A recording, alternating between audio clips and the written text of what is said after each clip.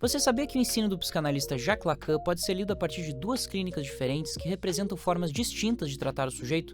Vamos entender isso melhor. A primeira clínica pode ser chamada de clínica do sentido. Ela está ligada ao retorno que Lacan faz a Freud, e a ideia de que a psicanálise não se baseia naquilo que o analista sente sobre o paciente, mas na escuta. Escuta do quê? Da fala, dos tropeços, dos lapsos, das repetições e dos significantes, palavras ou expressões que não têm um sentido fixo, mas que ganham valor pela forma como aparecem na história de cada sujeito. Por isso, essa primeira clínica é marcada pela ideia de que o inconsciente é estruturado como uma linguagem. O sujeito fala, repete, se contradiz e o analista interpreta para produzir um novo sentido. De forma simples, é uma clínica orientada pela pergunta: qual é o sentido disso que se repete na minha vida? Mas no final do ensino de Lacan, aparece uma outra direção, a segunda clínica, ou clínica do real. Lacan morre deixando essa clínica em aberto, não como um sistema fechado, mas como pistas para uma psicanálise orientada pelo real, pelo gozo e pelo limite do sentido. E é especialmente o psicanalista George Forbes quem elabora essa direção clínica no Brasil, formulando a passagem do Freud explica para o Freud implica. Ou seja, não se trata apenas de explicar ao paciente por que ele sofre,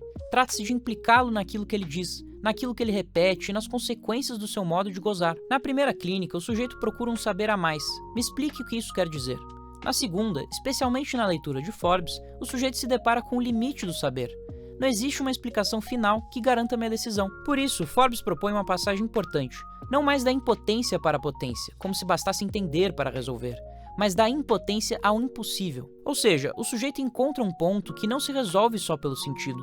Um ponto de real, de não saber, impossível de simbolizar completamente. E diante do impossível não há garantia. Há decisão, invenção e responsabilidade. Então podemos resumir assim. A primeira clínica é mais marcada pelo sentido, pelo simbólico, pela interpretação e pela fantasia. A segunda é mais marcada pelo real, pelo gozo, pelo equívoco, pela responsabilidade e pela consequência. Mas uma clínica não anula a outra. Elas indicam duas direções possíveis no tratamento. Em certos momentos, o analista pode operar pela via da primeira clínica, buscando produzir sentido, interpretar e localizar a posição do sujeito. Em outros, pode operar pela via da segunda clínica, fazendo o sujeito se deparar com aquilo que não se explica e convocando, claro, a responder por isso. Ou seja, não existe uma fórmula pronta. É no caso a caso que o analista decide quando acionar o botão da primeira clínica e quando acionar o da segunda. Na primeira, a pergunta é: que sentido isso tem?